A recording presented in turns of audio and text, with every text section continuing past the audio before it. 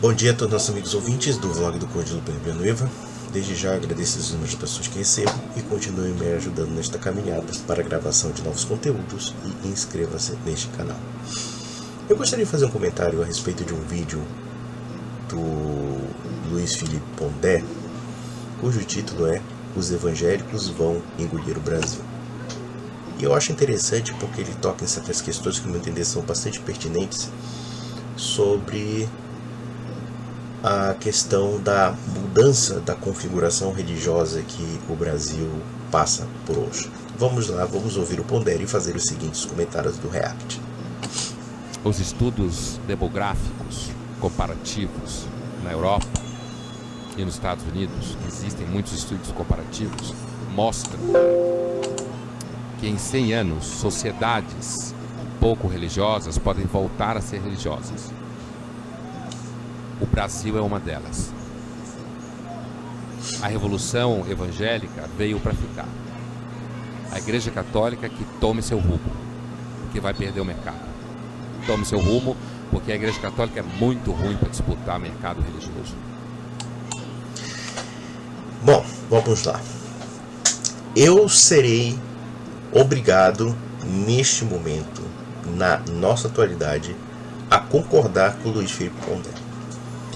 A Igreja Católica hoje, e eu podemos dizer a Igreja Católica brasileira, passa por uma crise muito profunda de fé.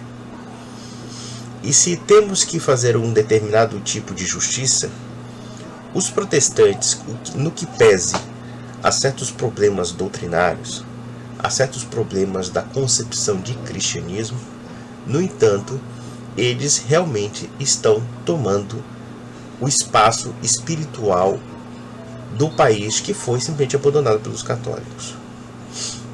Se existe uma coisa que é muito forte nos segmentos protestantes do Brasil, é que eles têm um forte sentido de comunidade, como também um forte sentido de iniciativa. E eu confesso que já assisti várias vezes isso, e uma igreja protestante é muito mais acolhedora do que muitas pastorais católicas. Eu seria mais ousado em dizer que a forma como a igreja trata os seus fiéis é algo que beira não somente a uma espécie de indiferentismo religioso, porque parece que o católico não está preocupado em te converter, o católico não está preocupado em te inserir na comunidade, como ainda nós percebemos que aquelas pessoas que estão dentro da Igreja Católica ficam enciumadas ou se sentem até ameaçadas quando chega um católico novo. Vamos analisar a questão, por exemplo, das conversões de protestantes ao catolicismo. E o quanto, na verdade, é difícil esse tipo de escolha. Tome-se, por exemplo, um anglicano, um calvinista, um presbiteriano, um batista, ou mesmo alguém de algum segmento evangélico pentecostal ou neopentecostal. Naquele meio, ele tem um círculo de pessoas pelas quais ele conhece, que pode ajudá-lo, que pode colaborar com ele, que conversa todos os dias, etc. E de repente, ele estudando a história da igreja, descobre que a Igreja Católica, de fato, tem um histórico que testemunha a verdade cristã. Que, na verdade, as igrejas evangélicas têm um grande problema no sentido doutrinário, histórico e teológico. E aquilo o toca de tal forma que aquela pessoa se convence de que deve se converter ao catolicismo. Qual é a recepção que essa pessoa terá no meio católico? Resposta: nenhuma. Enquanto um católico, quando se converte ao protestantismo, eles jogam o tapete para colocar você e inserir você nesse meio, já o protestante no meio católico se sente um marginal. Vejam, muitas das pessoas que se converteram ao catolicismo, em geral, são um determinado tipo de perfil intelectualizado, um perfil estudioso, porque é muito raro um protestante que seja minimamente leigo querer se converter ao catolicismo. É muito raro. E é muito raro por uma razão óbvia, porque a igreja não faz questão de converter ninguém. E isso já se torna um problema até mesmo para quem é católico. Porque num ambiente protestante, e eu já conheci vários ambientes protestantes, inclusive tenho amigos protestantes, nós percebemos aquela tentativa... Nossa, aqui é muito barulhento na minha casa, meu Deus, que vontade de ir embora. Queria viver na Suíça, mas enfim, vamos lá. É impossível, não tem dinheiro para isso. Mas então, o que acontece? Então, por exemplo, quando você é ambientado num ambiente protestante, o ambiente protestante ele é acolhedor. Ele é acolhedor, ele é empreendedor, ele resolve problemas reais e concretos. Por exemplo, quando você vai numa baixada ou numa periferia, você tem uma igreja católica e trocentas igrejas evangélicas. E essas trocentas igrejas evangélicas cumprem funções de acolhimento que a igreja católica já não cumpre mais. E isso sem prejuízo de um discurso católico que se convencionou, principalmente no clero, nas ordens religiosas, daquele raciocínio que é muito comum na teologia da libertação, em que eles reduzem a dimensão da miséria apenas à questão econômica, num discurso estritamente marxista. Vejo aqueles bispos que só falam de fome, de biomas, de causas sociais, etc. Isso não comove o pobre. O que comove o pobre é você ter uma resposta imediata para ajudá-lo numa situação de miséria. E isso a igreja está deixando de fazer. Mas quem está fazendo é o evangelho. Aquele amparo espiritual que a pessoa precisa, o pobre precisa de amparo espiritual. Mas parece que a igreja não se deu conta disso, a igreja católica. Aí vem um evangélico que pega uma Bíblia e chega para um sujeito que está com problema de depressão, está desempregado, está, enfim, com uma crise familiar, e diz para ele: meu irmão, eu vou rezar por você. Eu vou orar por você, para que você melhore de vida, para que você saia desse buraco, para que você seja um bom pai de família. E pior que esse discurso cola. Pior não, eu acho que é um discurso acertado. Porque de fato existem pessoas que estavam numa situação ruim e quando vão para uma igreja evangélica encontram uma certa disciplina interior que não tinham, por exemplo, quando eram leigas ou até mesmo quando eram católicas de IBGE. Então o que ocorre muitas vezes no catolicismo? O catolicismo não tem mais sentido de comunidade, é uma ONGzinha. Acho que até o Papa Francisco foi feliz em falar nisso. Quando você chega numa paróquia, você tem aquele exército de ministros da Eucaristia, aquele exército de paroquianos que não faz absolutamente nada. Pelo contrário, te olham com hostilidade quando você chega lá, porque eles se sentem ameaçados. Eles não querem te agregar ali. Eles falam: não, vem aqui, meu irmão, não sei o que, vamos rezar o terço, né? Vamos fazer, sei lá, vamos ter uma leitura bíblica, ou então vamos ter uma leitura de um santo da igreja. Não, isso não existe.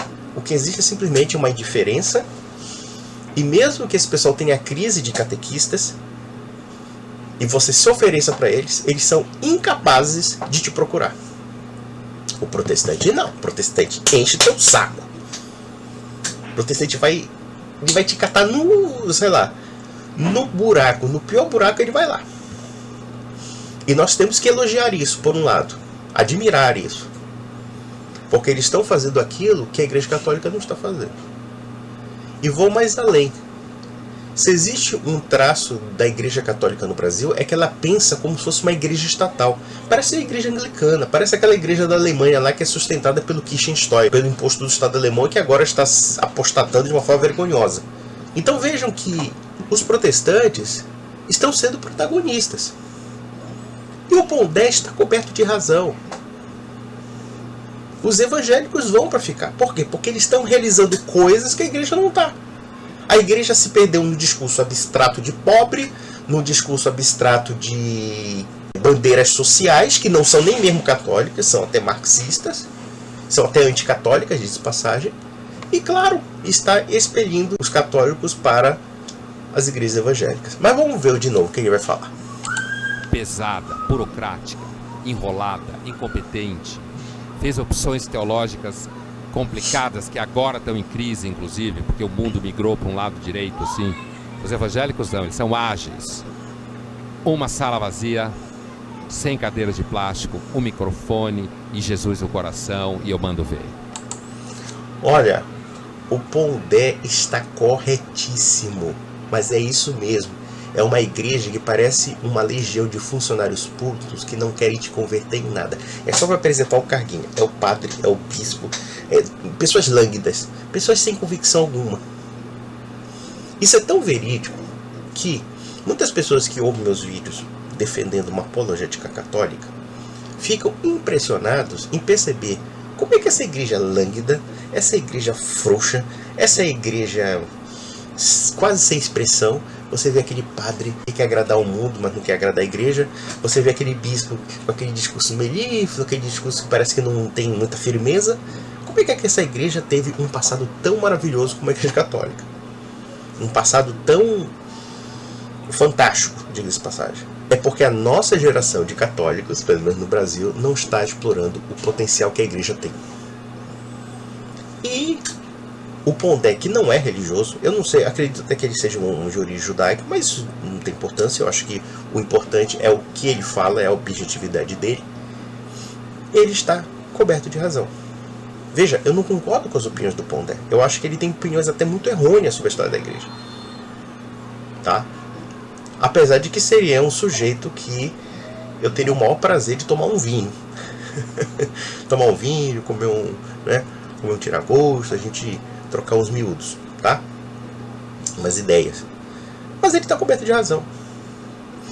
Existem pautas que podemos dizer de bandeiras conservadoras, bandeira pró-família, bandeira pró-vida, bandeira de educação, que os protestantes estão na berlinda, estão na crista da onda. Eu sou testemunha disso.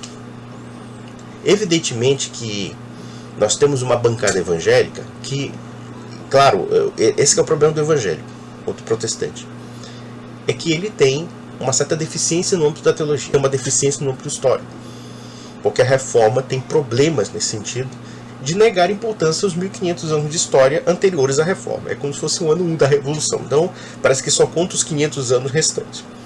E isso, claro, deixa muitas brechas para a compreensão da totalidade do cristianismo, tá? Porém, se nós temos ainda uma militância católica que tem a voz no Congresso, é por causa da bancada evangélica.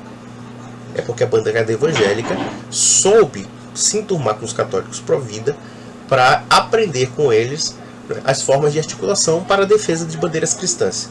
Onde é que hoje em dia tem uma militância católica política hoje no Brasil? Nenhuma. A militância católica brasileira, se podemos dizer assim, do ponto de vista político, foi simplesmente aprisionada pelos partidos de esquerda. E isso é tão grave, porque, claro, a esquerda na Igreja Católica, ao contrário do que se imagina, porque tem esses grupelhos de direita, esses grupelhos dos Bernardo Kister da vida, que também são outros aspectos problemáticos, mas a esquerda, ela não é uma maioria na Igreja Católica. Isso é um mito. Só que, não sendo maioria, no entanto, elas detêm uma influência desproporcional em certas arquidioceses. Aí você vê certas pastorais, pelas quais eles têm certas influências, e essas pastorais, evidentemente, acabam sendo instrumentalizadas em favor dos partidos de esquerda e das militâncias de esquerda. E aí que está o problema. Se nós temos uma igreja burocratizada, incompetente, como fala o Pondé, aquelas pessoas que têm muito mais espírito religioso de vocação vão para as igrejas protestantes. É por isso que as igrejas protestantes são empreendedoras, porque elas canalizaram aquelas melhores pessoas que realmente estavam buscando uma palavra amiga, estavam buscando realmente uma fé sincera, ainda que o protestantismo tenha problemas nesse sentido. Eu conheço pelo menos 2 casos que eu já ouvi de pessoas que queriam participar da Igreja Católica, queriam ter um certo ativismo na igreja e tiveram o tapete puxado e elas caíram. Eu tenho uma amiga minha, por exemplo, que ela queria até ser freira, só que ela virou presbiteriana. E sabe por quê? Porque chegava numa pastoral da vida defendendo a ditadura comunista. Como agora, eu estava vendo recentemente um frade franciscano, eu não sei nem se ele é frade, se ele se fantasia de frade, porque é para você ver a anarquia como está a igreja. O sujeito é franciscano e defende todas aquelas bandeiras que o PSOL defende. Ou seja, onde é que está o catolicismo nisso? Nada. E só fala aquela miséria, fome, grito dos excluídos, denúncia disso. Pobre não gosta disso. E não gosta por quê? Porque sabe que aquilo ali é uma instrumentalização política da pobreza. E é só isso. Porque o problema do pobre não é um problema material apenas. É um problema espiritual também. Cadê o consolo do evangelho? Cadê o consolo de uma esperança de vida melhor? Cadê o consolo da família? Você acha que um pai de família que paga suas contas, que tem 3, 4 filhos, que está querendo sobreviver, você acha que ele vai querer uma palavra do tipo LGBT dentro da Igreja Católica? Não, ele vai querer a palavra do evangélico. Porque nesse aspecto, o evangélico se mostra mais coerente com os princípios da fé cristã do que o católico brasileiro. Eu já vi católico brasileiro socialista. Uma vez eu estava sentado ao lado de uma senhora na missa e a mulher veio defender o socialismo, dizendo que a Igreja Católica é elitista, a Igreja Católica é isso. Olha, é por isso que o protestantismo cresce. E eu até falei para ela, olha, a senhora devia ler a doutrina social católica. A doutrina social católica condena o socialismo. Ah, não condena não. Condena, filha. Vá ler as encíclicas do papai. A senhora não lê, não? Esse é o tipo católico brasileiro. O católico brasileiro é medíocre. O católico brasileiro é pior do que merda, do que espiritualidade. Me desculpa. Existem, evidentemente, bons católicos. Acredito que, inclusive, dentro de certas paróquias existem bons trabalhos. Também não vou ser injusto e dizer que tudo é ruim. Mas o que eu sinto mesmo é uma letargia total. Todo aquele pessoal católico que queria oferecer serviços à igreja, quando ele chega numa igreja protestante, a primeira coisa que um pastor, e não são pastores fiéis, vem, é um potencial apologético e um potencial missionário nelas. Ou seja, que elas trabalham mesmo, que elas estão ali aguerridas na comunidade, etc. Enquanto isso, você chega numa igreja católica, tem um funcionáriozinho, uma funcionáriozinha do padre que não quer nem te ver.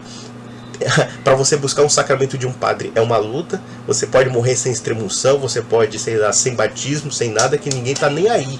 Pessoal, você vai numa missa católica e você olha para os fiéis lá, mas é aquela coisa circunstancial, né? É aquela coisa simplesmente que ninguém liga. Não existe alguém que chegue para você, nem um padre que chegue para você, olha, vamos reunir aqui, vamos conversar, vamos nos conhecer, etc. Parece que ninguém quer se conhecer. E aí aqueles ministros e ministras da Eucaristia ficam lá que nem uns pavões ali na batida do padre, né? Na casula do padre. Então é assim a Igreja Católica. E a Igreja Protestante não. Eu poderia inclusive ser mais ousado em dizer que os protestantes, eles estão aguerridos em tudo. Em mídia, em assistência social, em missões, ou seja, eles são missionários, em educação. Vide, por exemplo, vamos pegar o caso do homeschooling. O homeschooling é uma novidade no Brasil. Tá? E o homeschooling, em geral, tem influência protestante. Não vou dizer que não haja católicos, mas os protestantes são a maioria. E eles introduziram algo dos Estados Unidos, inclusive com estruturas educacionais que são extraídas da Igreja Católica, como as 7 artes liberais. O trívio e o quadrívio, por exemplo. Principalmente o trívio. E assim vai. Os protestantes vão tomar conta do Brasil. Eu acho que tem aspectos positivos, mas também negativos. Eu acho que tem ações dentro do protestantismo que me parecem positivas no aspecto social, mas no aspecto teológico me parece extremamente negativo. Eles têm uma tendência desagregária e uma tendência a uma extensa secularização que pode desespiritualizar a longo prazo o Brasil. Como já falei aqui. O que não quer dizer que não sejam pessoas que realizam. Eles são pessoas que realizam. Os católicos não. A minha amiga, que era católica, virou presbiteriana porque só via papo de comunista. E aí, quer saber? Não vou ficar aqui. Outra amiga, sei lá, estava querendo consolo numa pastoral da família, por causa de um problema de família, e eles estavam endossando coisas que não tinham nada a ver com o catolicismo. Aí, sabe, o que eu estou fazendo aqui? Virou protestante. Então todo esse pessoal que tinha uma certa vocação para servir a igreja foi repelida pelos medíocres, pelos lânguidos, pelos indiferentistas. E a igreja está refém desse tipo de gente. E sem prejuízo também desses padrecos de passeata, desses mongezinhos de passeata, que só ficam pregando coisas que são dignas do PSTU. E depois ficam a contragosto querendo falar mal da Nicarágua. Eu já vi um frade, não, porque Nicarágua está pensando, mas você está lá se aliando no grito dos exclusivos com essas pessoas que defendem a ditadura nicaragüense, a ditadura do Daniel Ortega, que é pulverizar a igreja católica. Legal, monge, você vai para o inferno mesmo. Mas é isso. a Igreja Católica é o que o Pondé está falando. Mas vamos mais além. Acabou. Você começa a pregar, começa a vir gente, você começa a organizar. Acabou. Igreja Católica não, vai para Roma, volta de Roma, vai para Roma, volta de Roma, vai pra... E quem comanda normalmente tem 120 anos. Igreja evangélica, você pode ter empreendedores religiosos, né? Gente jovem, ágil. Não vai sobrar para ninguém. Os evangélicos vão engolir o Brasil em poucos anos, né? A Igreja Católica está levando o maior cacete. E assim, não é só no Brasil, aqui eu estou falando do Brasil. E por isso o Francisco fica tentando ajustar o discurso para a população jovem. Mas a Igreja Católica é muito pior do que a Petrobras. Se jogar o Moro lá em cima, se você jogar o Moro na Igreja Católica, do ponto de vista desses entraves, é muito mais complicado. Porque eu não sei quantos anos a Petrobras tem, a Igreja Católica tem no mínimo 1500. Aqui ele só comete um erro histórico, tá? Ele comete um erro histórico. O problema não é Roma, Brasil. Não, o problema não é esse. O problema é a falta de ação das paróquias que sejam, inclusive, coerentes com essa doutrina. Eu acho que o problema do catolicismo não é ser coerente com Roma. É justamente o contrário. O problema do catolicismo é ser incoerente com Roma. E vou mais além. O problema do catolicismo também é Roma ser incoerente muitas vezes com a sua tradição. E veja que, claro, quando nós falamos de tradição aqui, nós não falamos aqui apenas de restaurar a missa latina, como faz os retretes, porque o tradicionalismo católico tem um pecado que no meu entender que é mortal, porque ele também não resolve o problema. Ele fica naquela coisa nostálgica de que o passado católico era lindo, maravilhoso e blá blá blá, mas em contrapartida também não tem uma solução comunitária para a crise. Eu diria até que é pior em muitos aspectos, porque os tradicionalistas católicos são elitistas. Se você pegar muitos católicos aí que se dizem tradicionais na internet, vendendo curso de não sei o que, curso de bom mocismo, psicologia atomista, não sei o que, toda essa merda aí, tá? Você perceberá que esse pessoal prega para um grupo fechado de pessoas e que, detalhe, não tem respostas para os problemas da periferia, não tem respostas para a crise do catolicismo. Elas simplesmente estão ali para ganhar dinheiro. E quando não é para ganhar dinheiro, é simplesmente para ficar deblaterando sobre doutrina católica, como se a doutrina católica fosse um ornamento, como se fosse uma joia antiga pela qual você possa colocar na sua cabeça e achar lindo e maravilhoso. Porque não adianta pregar a ortodoxia católica se não tem uma vivência católica. Fica no vazio. Em muitos aspectos, o protestantismo brasileiro tem uma vivência comunitária muito mais autêntica do que os próprios católicos. E isso tem que ser dito. Eu não tenho vergonha de falar a verdade. E olha que eu sou bastante crítico do protestantismo em suas várias facetas, mas nós temos que admirar o fato de que eles realmente são empreendedores. E veja que isso tem a ver, basicamente, com o fato de que o espírito católico está em crise em todos os campos. Está em crise. Não há uma valoração comunitária, não há nem mesmo iniciativas que a igreja defenda para que haja uma certa originalidade. Pelo contrário, a igreja ela se perdeu num discurso secularista também, porque existe um paradoxo do catolicismo. O catolicismo, desde os anos 60, se secularizou na sua linguagem.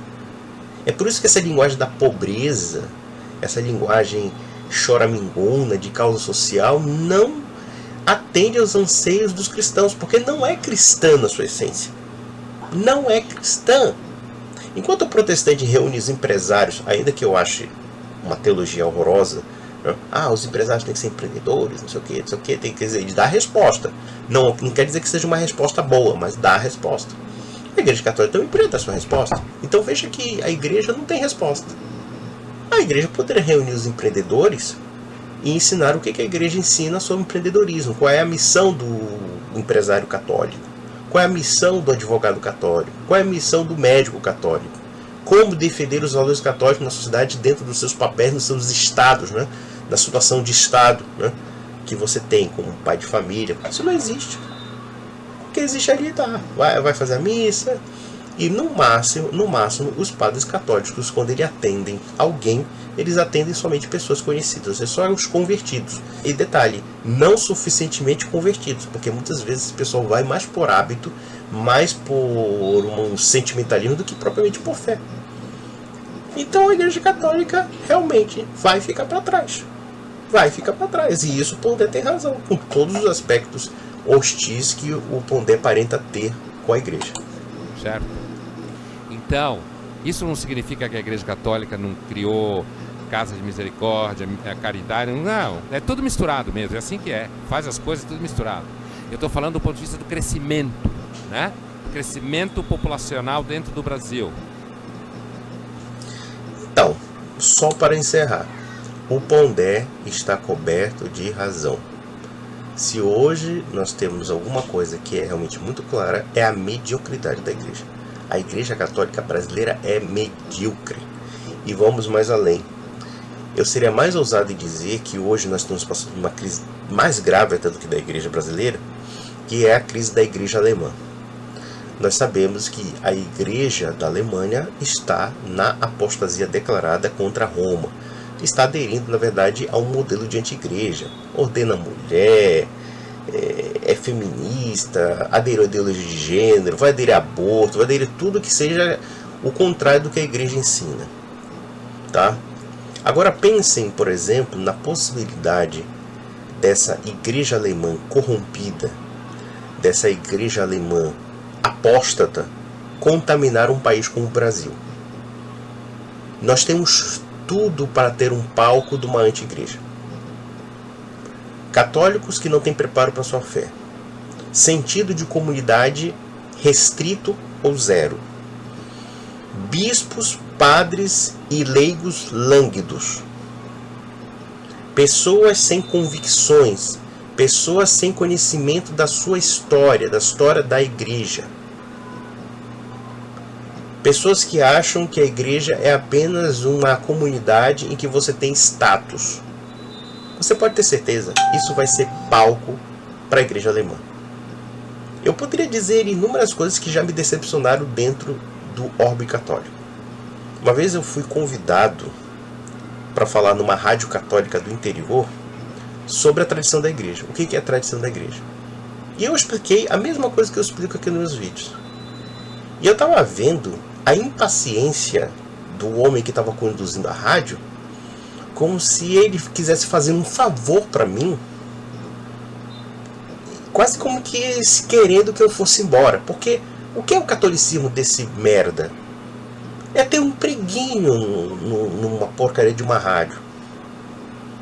Não é transmitir a mensagem evangélica. Não é transmitir a mensagem cristã. Está falando da tradição. O que é tradição? Tradição é aquele conjunto de conhecimentos que você transmite de geração em geração, e a Igreja Católica é isso, esse conjunto de transmissões que vieram dos apóstolos e do próprio Jesus Cristo. Nós pertencemos à Igreja de Cristo. Estava falando uma coisa tão básica. E o cara lá com uma cara de bunda me olhando. Eu já fui em 3, 4 paróquias me oferecendo para ser catequista, ninguém me chama. Ah, vou pegar seu telefone aqui e tal. Tá, me liga. Me ligaram? Porra nenhuma, ninguém me ligou. Agora entro numa igreja evangélica. Pô, tô um tapete vermelho aqui. Aí, irmão, vem comer com a gente. Vem. Pelo amor de Deus, vocês querem o quê? Vocês querem o quê? A Igreja Católica do Brasil é uma tristeza sem fim. Eu conheci, inclusive, pessoas.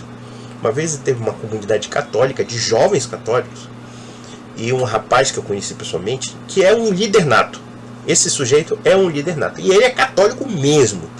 Católico assim, aguerrido. Tá? E ele reunia uma comunidade católica que se reunia todos. Ele reunia umas 50, 60 pessoas na casa dele. Tá? 50, 60 pessoas na casa dele. E aquelas pessoas eram católicas mesmo ativistas. Chamavam, você não quer ir com a gente? Era assim. Tá? E eu fui fazer palestra. Eles me convidaram no interior de São Paulo para fazer uma palestra sobre o movimento revolucionário, sobre os movimentos revolucionários, o fascismo, o comunismo, o nazismo, como surgiu e tal. E eu fui fazer palestra para 60 pessoas, 60 jovens que se reuniam num grupo chamado Cristandade. Eu pergunto a você uma coisa. Sabe quantos padres apoiaram esse grupo? Nenhum. Nenhum! Esses padres apóstatas não apoiaram, nenhum apoiou. Sabe o que esse pessoal falava? Esses padrezinhos de interior, que eram tudo teologia da libertação, eles são fanáticos. Que história é essa de reunir para ficar rezando o terço? Cara, a Igreja Católica não precisa ter inimigos com certas pessoas dentro da igreja. Com certos bispos e certos padres. Esse grupo, se tivesse um padre como um Dom Bosco da vida, meu amigo, seria uma explosão, converteria a cidade inteira. Mas estava na mão de um leigo, de um rapaz, que tinha uma personalidade de liderança nata mesmo, o cara tomava a iniciativa. Cara, muito gente boa, por sinal. Infelizmente eu perdi contato com ele, mas eu acho que eu vou procurá-lo só para encarnar nele. E também eu tive uma outra situação comunitária, em que eu fui convidado por um padre do interior também, de Goiás. Quer dizer, os interiores ainda conseguem salvar a honra do catolicismo brasileiro. E que eu fui falar sobre a história da igreja. Nós passamos uma semana dando aula sobre a história da igreja. Uma semana. Tá? E eu fui lá, pagaram minha viagem, tudo tal. E eu vou dizer uma coisa. Um trabalho, vou explicar para vocês. Um trabalho apologético dessa envergadura tão simples imprime na cabeça de um católico de tal forma que ele não vira outra coisa. E eu tenho certeza de que tanto esse pessoal do grupo Cristandade como esse pessoal que assistiu às nossas aulas de história da igreja saem dali mais convictas do que nunca. Mas sabe por quê? Com todos os defeitos, essas pessoas entenderam o que é a Igreja Católica. Teve gente lá que ficou assim, nossa, isso é a Igreja Católica? Quer dizer, a gente acha que a Igreja Católica é aquele padre medíocre, aquele bispo medíocre, aquele mongezinho da teologia da libertação bobalhão, que serve de massa de manobra para partido de esquerda. Mas não. A Igreja Católica é isso. Igreja Católica, a verdadeira Igreja Católica, não a Igreja Católica dos burocratas das paróquias, não a Igreja Católica dessas seitazinhas red threads da vida, que só ficam falando de não sei o que, porque a igreja está em crise, mas não tem solução para nada, né? São ineptos também, ficam numa bolha, né? A verdadeira Igreja Católica é aquela que eu poderia retratar, inclusive, numa cena de um ator britânico que estava no interior da França. E ele estava fazendo um filme, isso nos anos 50. E olha que a França é um país que o Estado francês esmagou a igreja, tentou destruí-la de todas as formas. Mas ele foi no interior da França. O interior da França ainda era uma região muito católica nos anos 50, nos anos 40, enfim. Aí ele estava vestido de padre, de um filme, e do nada uma criança de 5, 6 anos de idade pegou na mão do padre e falou algumas palavras em francês que ele não entendeu muito bem.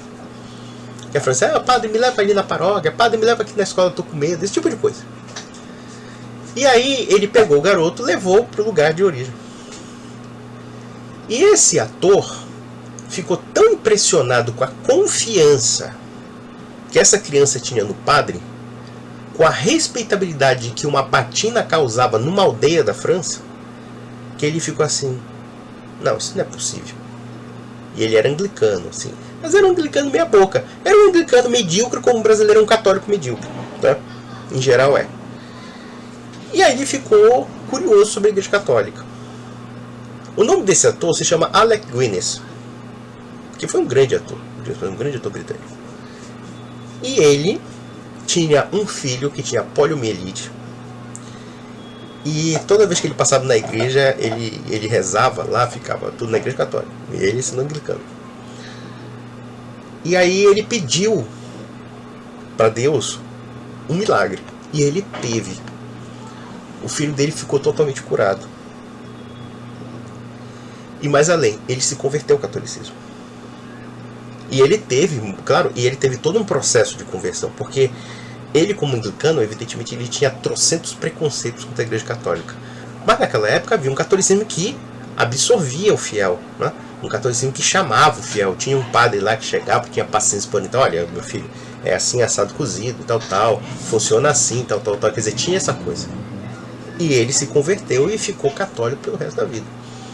Acordava, lia os salmos todas as manhãs, tudo, virou católico. E olha que ele tinha uma vida pregressa meio complicada, assim, até sexual, enfim, tudo meio zoado, né? E se converteu. Então, esse sentido de comunidade. Se nós fizéssemos coisas tão simples como essa, dar aulas sobre a história da igreja, falar sobre a vida dos santos, ter encontros devocionais, né, relembrando o passado católico, você pode ter certeza, a igreja ia voltar a crescer. Mas é preciso ter iniciativa. É preciso também que a igreja pare de ser essa coisa lânguida de achar que a política não faz parte dela, e ela tem que participar do cenário político, claro, sem comprometer a sua independência, sem comprometer, basicamente, aquilo que de fato a torna incólume. Ela não tem que ser refém de partido de esquerda nem de direita. Ela tem que simplesmente estabelecer os princípios gerais daquela comunidade e os leigos fazem a sua parte. Agora, o que acontece?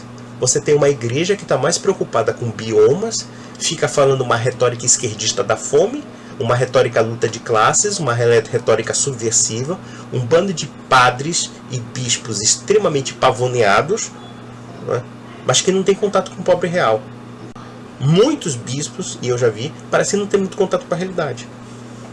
E é claro, as igrejas evangélicas crescem.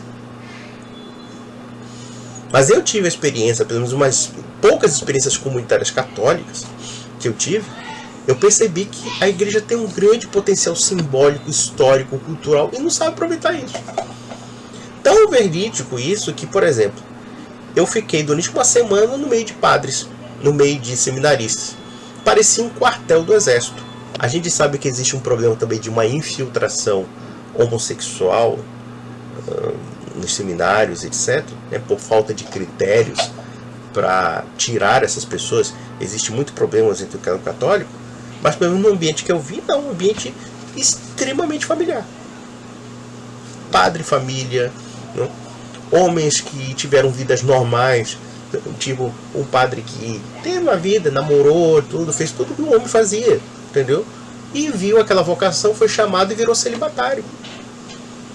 E assim vai. Infelizmente, nós vivemos uma crise profunda. E uma profunda por quê? Porque os caras não querem ser católicos. É simples assim.